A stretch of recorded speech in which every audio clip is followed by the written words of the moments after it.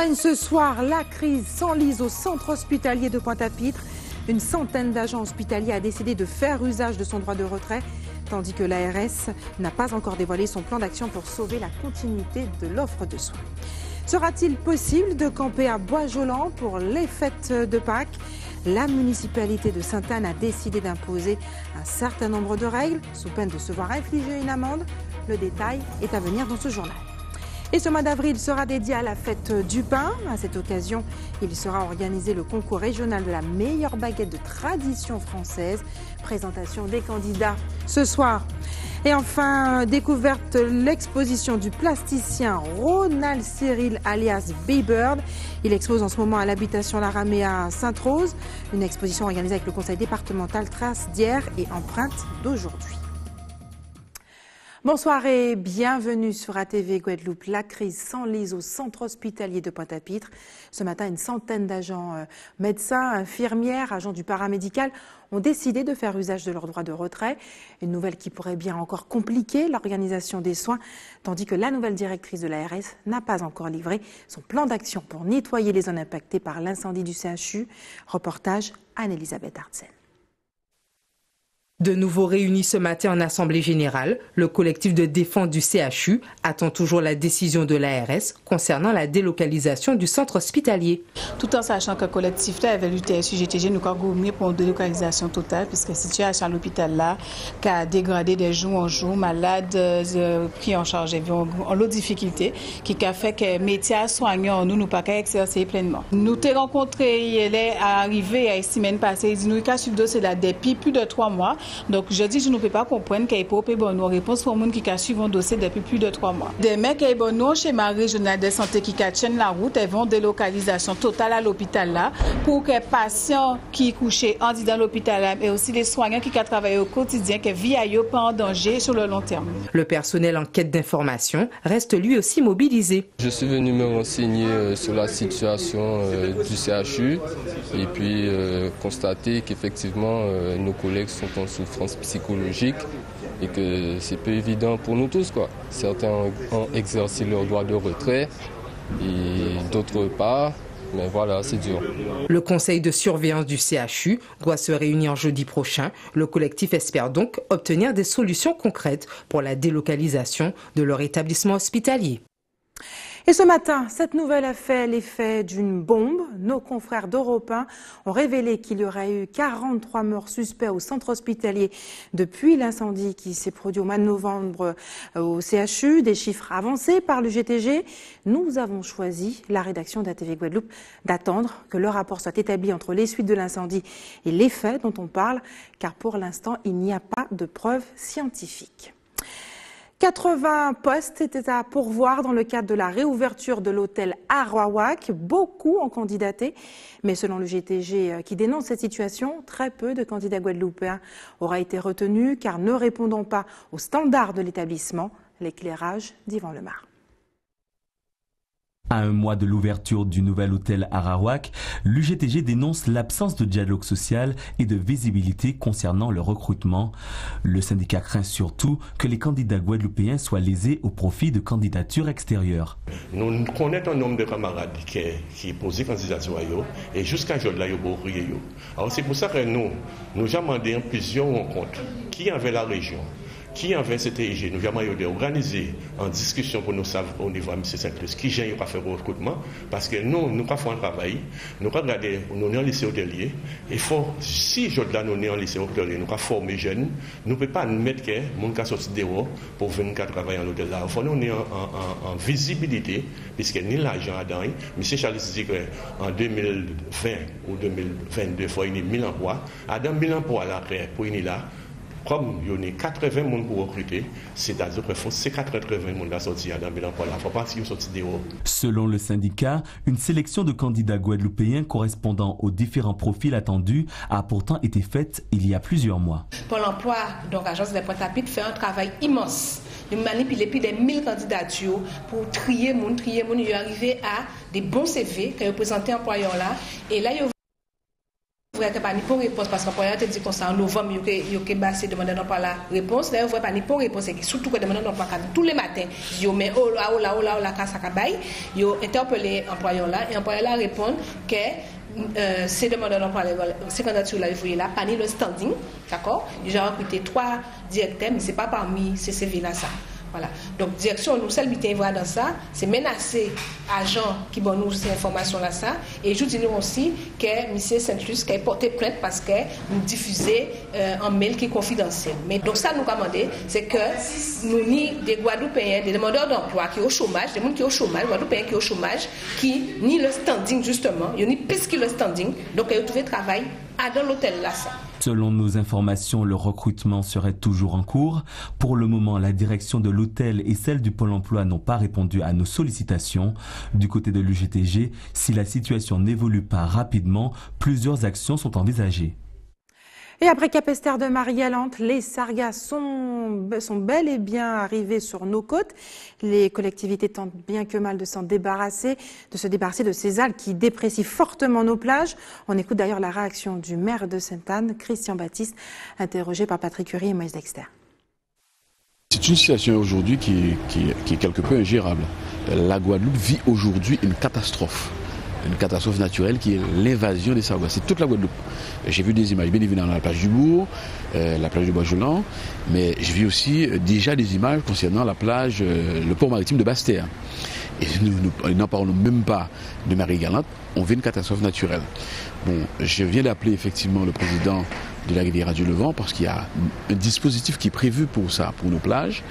Mais en fait, seules les mairies et les communautés d'agglomération ne pourront pas. Il y a eu de la prévention, bon, mais cette prévention, elle n'est pas suffisante. Premièrement, par rapport au nettoyage, ça c'est lorsque nous sommes envahis. Bon, on a prévu 500 000 € pour la Guadeloupe, bon, c'est sûrement suffisant.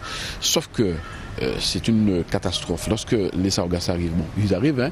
Après c'est derrière le nettoyage. Donc on ne peut pas les empêcher d'arriver, hein. Ils arrivent. Bon, après c'est surtout la réaction. C'est cette réaction que nous devons avoir. Mais je n'en disconviens pas que prévenir, ça aurait été de prévoir beaucoup plus de moyens et surtout venant de la part de l'État. Et autre élément qui pourrait bien gâcher ces fêtes de Pâques, le camping se complique cette année parce que la commune de Sainte-Anne a décidé d'imposer un certain nombre de règles. Reportage Anne-Elisabeth Artsen, Patrick Curie, Moïse Dexter. En cette période de Pâques, des centaines de Guadeloupéens se retrouvent en famille ou entre amis sur les plages pour camper. Mais voilà, de plus en plus de gestes d'incivilité sont perpétrés et viennent entacher cette tradition qui conduit certains maires à mettre en place des dispositifs. Première disposition fondamentale, que tous les déchets soient ramenés, soit on dépose dans les bacs, ou ramenés dans les voitures et ramenés chez soi. Ne pas emmener de frigidaires, de vieux frigidaires servant de glacières, de contenants. Il ne faut pas les emmener, il faut utiliser les glacières et pas de vieux frigidaires. Ne pas emmener des palettes. Éviter une sonorisation trop bruyante. Ne pas faire de feu. Respecter les consignes en termes de barbecue. Bon, il y a toute une panoplie évidemment que de toutes les façons que ceux qui vont occuper Bois-Jolant durant les vacances pourront définir. Un stand d'information a été installé à l'entrée de la plage à l'attention des visiteurs et des campeurs. Objectif, prévenir avant d'éventuelles répressions. Si toutes les consignes que nous avons données ne sont pas respectées et surtout les consignes les plus élémentaires ne sont pas respectées, oui, effectivement, nous pouvons arriver à cette décision-là. Parce que je rappelle, dans d'autres communes, telles que Gosier ou même Saint-François, le camping est interdit. De toute façon, de base, le camping est interdit, le camping sauvage. Hein, n'est pas autorisé. Mais nous disons que nous voulons bien respecter la tradition, mais nous voulons qu'elle se renouvelle à travers le respect de l'environnement, à travers le respect des discussions que nous avons prises. Pendant cette période de Pâques, des agents sillonneront la plage pour continuer à informer et des rondes seront effectuées. Alors, gare aux campeurs qui ne respecteraient pas les consignes. Et faut-il, selon vous, interdire le camping sur les plages pendant les fêtes de Pâques? C'est la question qu'ATV Guadeloupe vous a posée. On écoute vos réponses recueillies par Patrick Curie et Moïse Dexter. Interdire, non. Pourquoi? Parce que c'est une tradition locale de chez nous. Nous, Guadeloupéens, c'est notre grande tradition d'aller à la plage, de prendre la cocotte, d'aménager la plage, de se reposer, de se détendre. Et c'est très convivial, c'est très familial. Non, puisque les Guadeloupéens, ça fait partie des traditions. Donc il faut que tout le monde prenne ses responsabilités. Donc ça marchera très bien. Il ne faut pas interdire le camping. Il faut faire attention aux déchets, au plastique, apporter les sacs poubelles. Il faut faire attention aussi aux déchets sonores. La musique, faire attention à tout ça, il faut aussi bien s'entendre, faire attention à l'environnement. Interdit, c'est un grand mot, mais réglementer le camping, oui, pour simple raison, certains endroits qui ne sont pas appropriés pour pouvoir accueillir les gens. Certains sites de camping, comme certaines places, sont très dangereux pour certaines personnes qui savent ça pourtant. Après, je sais pas, franchement, personnellement, ça me dérange pas. Donc après, c'est eux qui voient. On pourrait peut-être instaurer certaines règles de vie sur les plages et faire des contrôles pour que les gens puissent respecter justement la plage, quoi. On ne peut pas interdire le camping, bon, ça fait partie des traditions de la Guadeloupe. La seule chose, il faudrait qu'on essaie d'organiser ça mieux de façon qu'il n'y ait pas de problème au niveau de l'environnement, c'est tout. C'est une tradition, c'est une coutume que les gens aillent camper pendant les vacances, une semaine, 2 semaines avec leurs enfants, leurs amis. Et voilà quoi, c'est un moment de partage, de détente. On ne peut pas complètement l'interdire et arrêter. C'est une tradition, il faut continuer à faire du camping. Et la tradition guadeloupéenne, c'est toujours faire du camping pendant les fêtes de Pâques. Chez nous, c'est comme une culture en fait. Mais au fil des années, les gens, par rapport au camping, ils font du n'importe quoi. Ils salissent les plages, ils ne respectent pas les droits. Et pour moi, on peut continuer, mais avec le respect des droits en fait. Il faut respecter ce qu'on fait, la plage, notre environnement. Et le gouvernement a lancé ce matin le chèque énergie, un nouveau dispositif solidaire qui doit accompagner les ménages à revenus modestes afin de les aider à payer leurs dépenses d'énergie et ainsi à lutter contre la précarité énergétique. En Guadeloupe, 52 000 foyers devraient en bénéficier pour un montant moyen de 150 €. Comment cette mesure a-t-elle été accueillie chez nous? Petit aperçu avec Karen Diama. Étiez-vous au courant d'une distribution de chèques énergie aux revenus modestes? J'ai entendu ça quelque part vaguement, mais je ne suis pas arrêté, mais je pense que c'est une bonne initiative.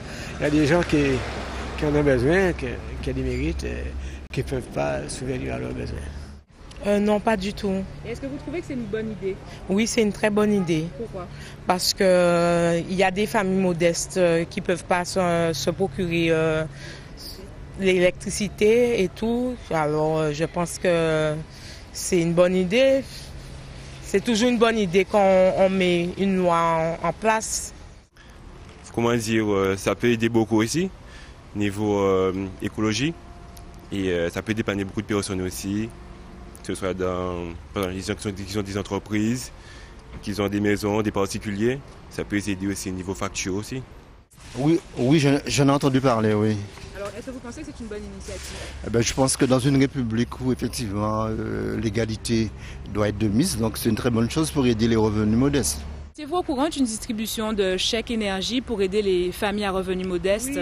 Oui, j'ai entendu parler à la radio. Qu'est-ce que vous en pensez? C'est bien, c'est pas mauvais. C'est un beau geste. Ça m'embête d'entendre des trucs comme ça parce que ils disent que chez les moins modestes, d'accord? Mais ceux qui sont de classe moyenne, ils sont touchés avec ça aussi. Hein? D'après moi, c'est dans ça à la base. Et qu'est-ce qu'on pense de ça? Pour nous aide. Oui, c'est une bonne initiative puisque ce n'est pas évident pour tout le monde de pouvoir payer le courant et parfois la facture de courant tombe en plein milieu de mois au moment où personne n'a d'argent. Donc effectivement, c'est intéressant. Si, je trouve qu'elle est bonne. Tant qu'on peut aider les familles modestes, je suis preneur. C'est une bonne chose. Non, je ne suis pas du tout au courant de ça. Et est-ce que vous trouvez que c'est une bonne idée? Oui, c'est une très bonne idée, surtout pour les retraités qui ont travaillé toute une vie et qui sont démunis d'argent, ils ne peuvent plus vivre.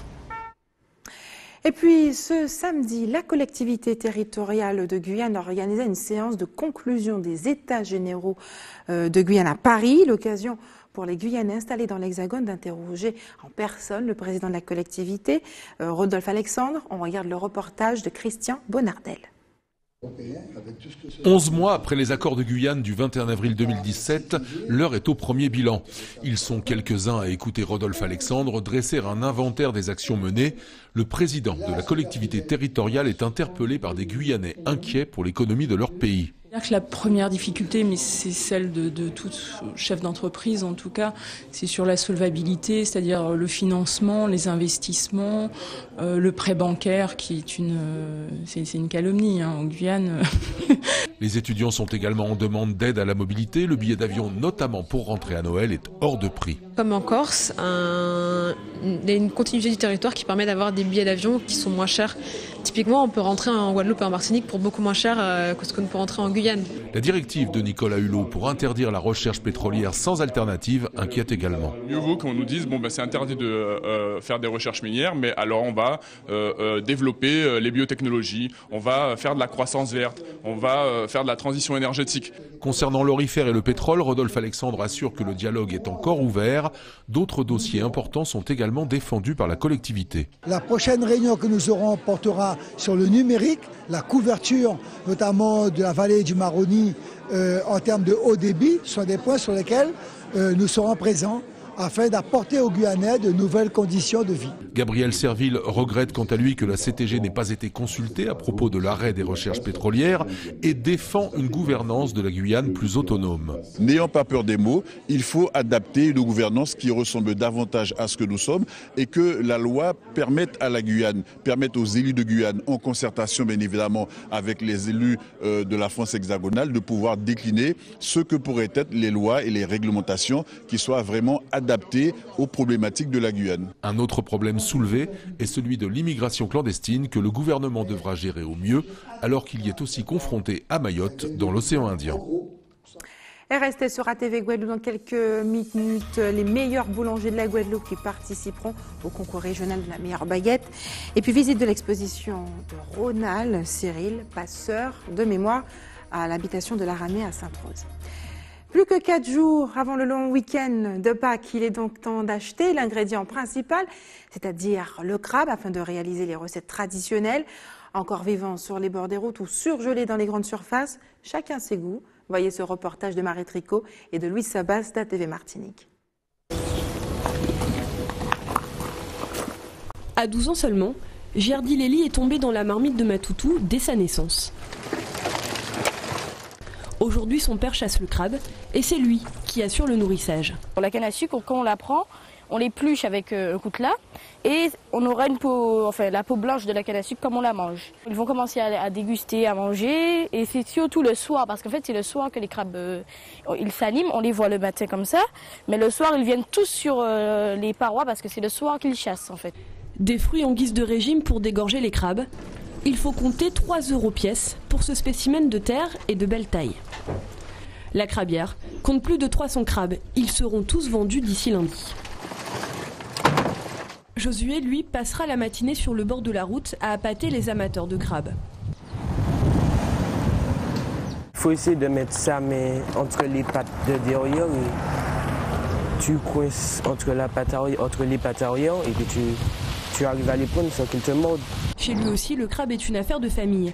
Le fruit de sa vente servira à financer ses vacances.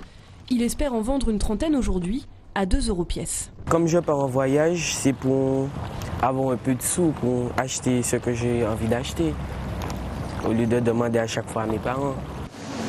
Dans cette grande surface, les crabes surgelés ont été commandés dès le mois de juillet pour répondre à la demande. Plus d'une tonne attend les clients qui veulent honorer la tradition tout en se simplifiant la tâche en cuisine. C'est déjà nettoyé, donc il faut juste l'assaisonner puis faire cuire. Est-ce qu'il a le même goût? Non. Non, le goût n'est pas pareil, mais ça c'est mieux. En provenance directe de Madagascar, les crustacés, aussi prisés par les Asiatiques, se font plus rares dans les bacs martiniquais. Il y a quelques années de cela, nous avions des ventes qui étaient, on va dire, minimes. Au fil des années, ça a pris de l'ampleur et nous avons de plus en plus de clients qui demandent ce crabe. Mais c'est aussi plus cher. C'est aussi plus cher. C'est aussi plus cher. Pourquoi? Parce que le marché est beaucoup plus tendu, l'offre est beaucoup plus tendue par rapport à la demande chinoise qui est très très forte et qui prend quasiment tout le stock des Malgaches. Frais ou surgelés, verdict lundi dans les assiettes. Et notre invitée est en quelque sorte une spécialiste du crabe. Elle fait partie d'une organisation qui en a fait une fête populaire qui draine des milliers de Guadeloupéens chaque année. Priscilla Romain, bonsoir. Bonsoir. Merci d'avoir accepté notre invitation ce soir. Comment vous préférez votre crabe, vous en surgelé ou plutôt sur les bords des routes? Je pense qu'il est quand même mieux vivant et puis attrapé par les soins de gens qui savent s'y faire. Alors, vous êtes chargé de communication de la fête du crabe organisée chaque année à Morne-à-l'Eau. Les festivités ont déjà débuté, elles ont bel et bien débuté la semaine dernière sur le site de Duvel à Petit Canal. Quels sont les autres temps forts qui nous attendent? Alors, la fête du crabe continue jusqu'au 1er avril prochain. Pour l'instant, pour ce qui va venir, c'est le 29 mars. Il y a 2 manifestations. La première, c'est le Bocaux d'Or, qui est un concours culinaire de recettes à base de crabe. Plusieurs apprenants iront faire découvrir leur talent à une sélection, à un jury qui sera là pour dire qui est le meilleur. Et celui qui aura gagné ce concours recevra le Bocaux d'Or, l'édition 2018. Ensuite, nous aurons toujours le même jour, le 29 mars, le Bic à parole. Le Bic à parole sera sur le thème « Crabe, c'est richesse en nous ». En fait, c'est vraiment pour essayer de rassembler les énergies autour des axes et des possibilités de débattre de comment est-ce qu'on peut se servir du crabe, qui est une ressource naturelle, pour avoir des axes de développement économique ou même de développement social. Ensuite, on aura le rallye touristique des merveilles du Nord-Grande-Terre, parce qu'il faut savoir que désormais, la fête du crabe est une fête communautaire. C'est tout le Nord-Grande-Terre qui est en fête. Donc du coup, le Nord-Grande-Terre, c'est pas forcément un territoire que l'on connaît. Beaucoup pensent que c'est loin, que c'est paysan. Non, le Nord-Grande-Terre, c'est une identité.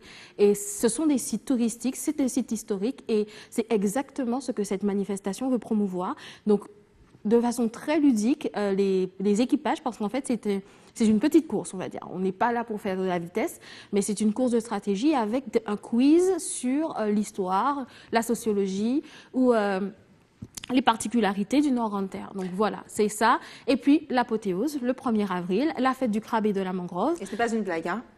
Absolument pas. Absolument pas. Pour le coup, c'est très sérieux. Enfin, très sérieux. C'est ça qui aura vraiment lieu. Donc, c'est le 1er avril, la fête du crabe et de la mangrove, avec des animations, d'autres concours. Je pense qu'au bout de 26 ans, tout le monde connaît cette fête. C'est quand même le cœur de la fête du crabe.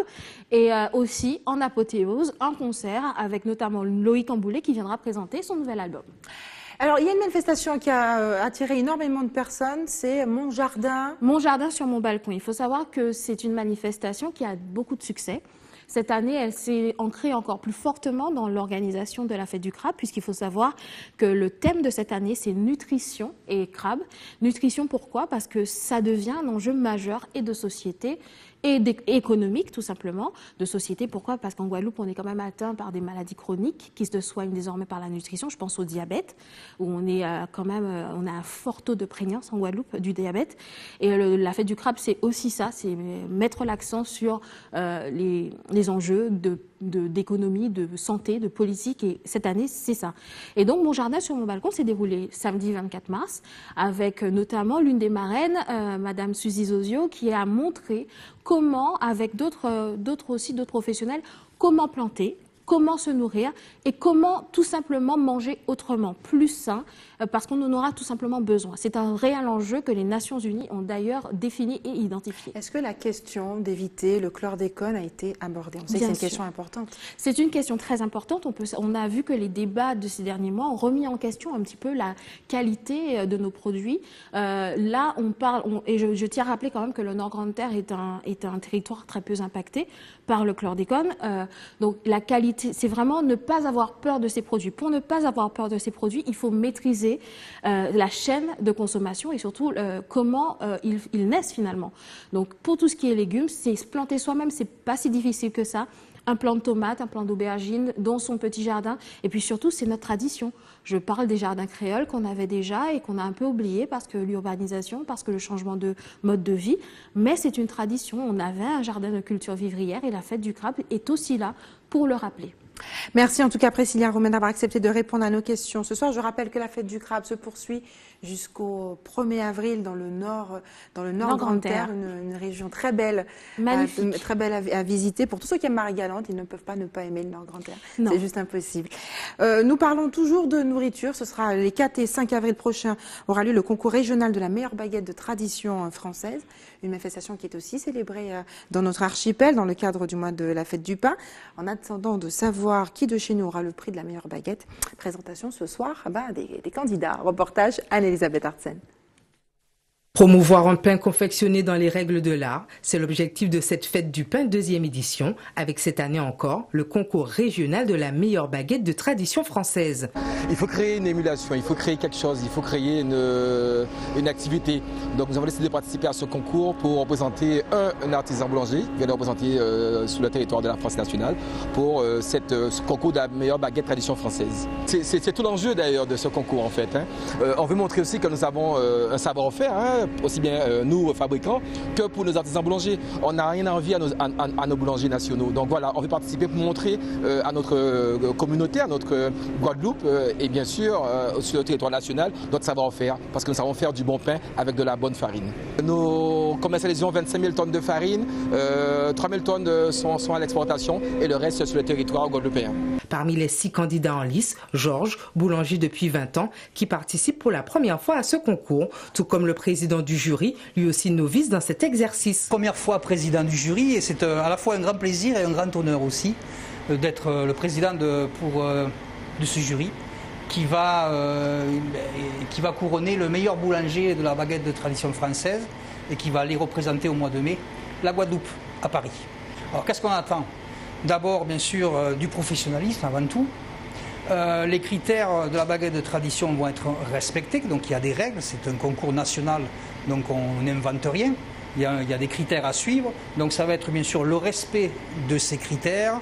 Et je dirais, moi, je serai un peu plus peut-être aussi exigeant sur la propreté, la technicité du boulanger, parce que c'est ça qu'on recherche, et aussi sur la tenue du four. L'année dernière, je me suis pris 1 ou 2 jours en retard, ce qui fait que j'étais hors délai, du coup j'ai pas pu participer. Et cette année, je me suis pris bien à temps pour que je sois au rendez-vous cette année.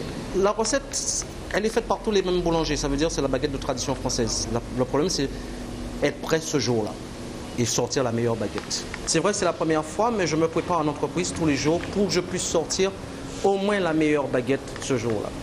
La 5e édition du concours national de la meilleure baguette de tradition française se déroulera du 12 au 15 mai 2018 et comptera donc parmi les prétendants au titre un de ces boulangers qui partira représenter notre archipel sur le parvis de Notre-Dame à Paris.